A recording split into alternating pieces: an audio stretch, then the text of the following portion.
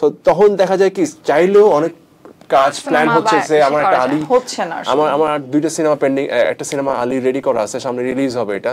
So এখন producer যতক্ষণ পর্যন্ত ভালো একটা স্পন্সর পাবে না সে তো আসলে রিলিজ দেওয়ার সাহস করবে না।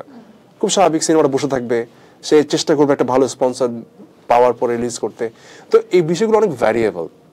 তো যেই কারণে আসলে অনেক ভালোভাবে সিনেমা করার ইচ্ছা থাকলেও দেখা যায় যে সময় সুযোগ সবকিছু মিলায় এটা হচ্ছে না আর কি। হ্যাঁ, ফারিন আপু, আপনাকে কি কেউ বলেছে যে আপনাকে দেখতে অনেকটা বনি কাপুরের মতো লাগে? হ্যাঁ, কোন কাপুর? বানি কাপুর। না না, বানি কাপুর তো সুন্দর। আমাকে তো অনেকে বলেছে, সত্যি বললাম, আমাকে অনেকেই বলেছে। এবং আপনি কি এটাকে মানে ডিনাই করেন বা অ্যাকসেপ্ট করেন?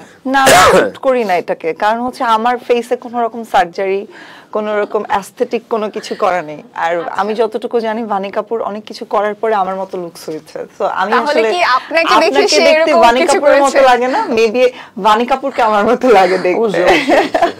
না, আমি যে কারণে প্রশ্নটা আপনাকে করলাম যে আপনার মানে লুকস, হাইট সবকিছু মিলে আপনাকে একদম পারফেক্ট একটা হিরোইন মনে হয়। তো সেই জায়গা থেকে আপনিও বা কেন মানে সিনেমার দৌড়ে নাই? কারণ এখন তো অনেক নায়িকাই ছোট পর্দা থেকে। আপনি জানেন কিনা জানি না যে আমার স্টার্টিংটা আসলে সিনেমা থেকে হয়েছিল, জাজ মাল্টিমিডিয়ার ব্যানার থেকে। বাট পরবর্তীতে ভাইয়া যেটা বললো, আসলে ব্যাপারগুলো এরকমই। যখন আমি আবার সিনেমা করার পর আমি আসলে পড়াশোনার জন্য একটা ব্রেক নিয়েছিলাম, তারপর যখন আবার কামব্যাক করি তখন আমার কাছে মনে হয়েছে আসলে আমি যেই অ্যাক্টিংটা করতে চাই সেটার জন্য আসলে আমাকে নিয়মিত কাজ করতে হবে। কারণ আমি যদি এখন বাংলাদেশের সিনেমার জন্য বসে থাকি তাহলে আমাকে বছরে একটা কাজ করতে হবে, আর যেটা করে আসলে আমি আমার ক্ষুধাটাও মেটাতে পারবো না, আমি ফিনান্সিয়ালিও ব্রোক হতে থাকবো। টানা সপ্তমবারের মতো বেস্ট টিস্যু পেপার ব্র্যান্ড হিসেবে স্বীকৃতি পেয়েছে বসুন্ধরা টিস্যু, এবং তাতে হয়তো আমার ফ্রাস্ট্রেশনের জায়গাটা বাড়বে। অ্যাজ এ আর্টিস্ট আমার কাছে মনে হচ্ছে যে আমি কাজটা রেগুলার করতে চাই, এবং সেটার জন্য আসলে নাটক বা ছোট পর্দা যেটা বলেন বা ওটিটি প্ল্যাটফর্ম, এগুলো আসলে অনেক আর্টিস্টকে নিয়মিত করতে অনেক সাহায্য করে। তো ওটা অনেক গুড প্ল্যাটফর্ম। তো ওই জায়গা থেকে আমি আসলে আপাতত এটাই কমফোর্টেবল ফিল করছি, এটা করে আমি খুব হ্যাপি আছি আলহামদুলিল্লাহ। ফিউচারে যে নায়িকার মতো লুকস আছে সেটা তো নাটকেও নায়িকা দেখানো সম্ভব।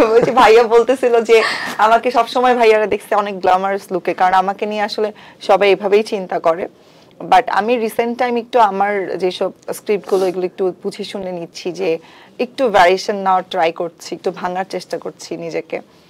আজানের পরে হয়তো মানুষ বুঝবে আমি আসলে কতটা না, আজানে তুমি অনেক ভালো করেছো। হ্যাঁ, আমি অনেক চেষ্টা করেছি, ভালো করেছি কিনা জানি না, আমাকে সে অনেক হেল্প করেছে।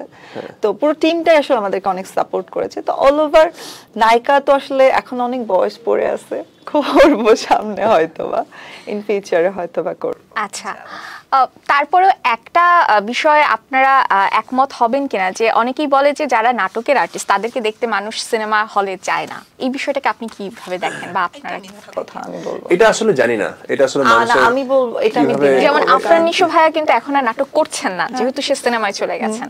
এই বিষয়টাকে আপনারা কিভাবে দেখেন, যে আসলে কি এরকম একটা চাপ আর্টিস্টের উপরে থাকে কিনা?